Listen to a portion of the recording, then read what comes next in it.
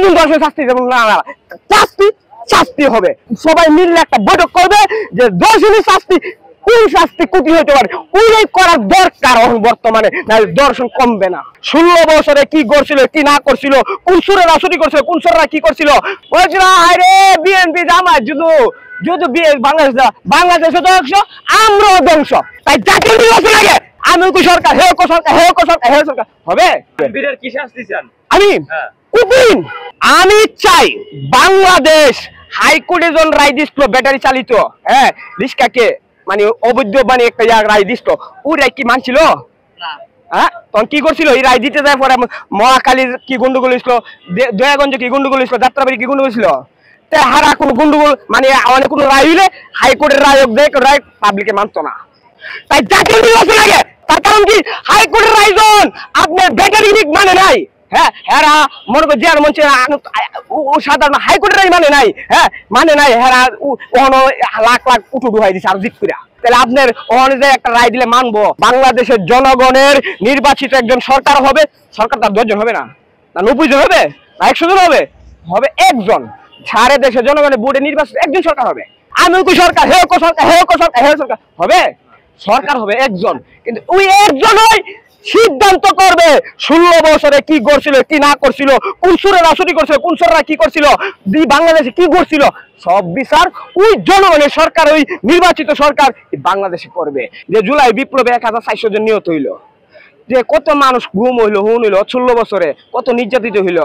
হ্যাঁ, আমাদের আমরা হাসিনা তো আমাদের। আচ্ছা, আমি আরেকটা কথা দেখাই, আপনারা যে ওই হালাদা দিয়া ক্যান্টনমেন্ট ছিল, ক্যান্টনমেন্ট উচ্ছেদ করে আপনার ক্যান্টনমেন্ট তো নির্যাতন করতে পারতো না, বালুকটা ডাক্কা যেতে পারতো না, এমন তো সেনাবাহিনী এলাকা সাকন ইহান একটা ওই জায়গা একটা কইরা তাহলে গুলশান 2 নিয়ে গেছে।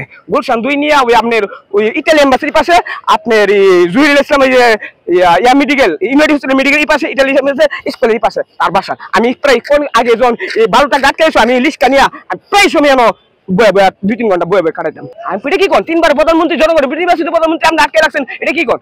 আমি কই না, আপনি এই কামটা কি করছেন না, কতদিন বুঝতো না আমি পাগল ভাবেন?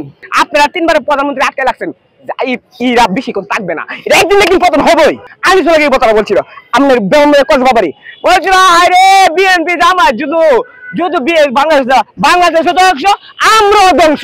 এই বাংলাদেশ জুলাই বিপ্লবে যদি আপনার হাসিনা যদি না যাইতো, পুঙ্গু হসপিটালে কি বলছিল, পুঙ্গু হসপিটালে গিয়ে বলছিল, সবাই তো সারা বাংলাদেশ জানে যে পুঙ্গু হসপিটালে জুলাই বিপ্লবে আহত দেখতে গেছে, ডাক্তারকে গোপনে কি বলছিল,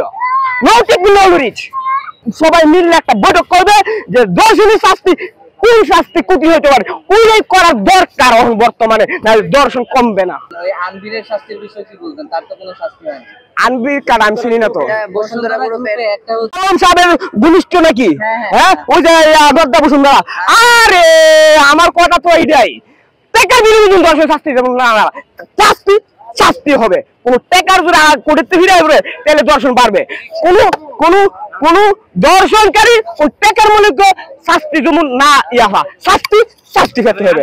কি শাস্তি চান? আমি কুপিন যারা শিক্ষিত 50 জন বলবে বড় বড় বৈজ্ঞানের বৈশা একটা শাস্তি বাই করবে, কঠিন শাস্তি, যে শাস্তি সংগ্রামে যদি কিন্তু হয়েছে না ওই শাস্তি দেওয়া হইতে হবে, তাহলে দর্শন কমবে। এই যে আসিয়া মারা গেছে, আসিয়াকে ধর্ষণ করে মারা হয়েছে, আসিয়ার দর্শনকারীদের কি ধরনের সাজা?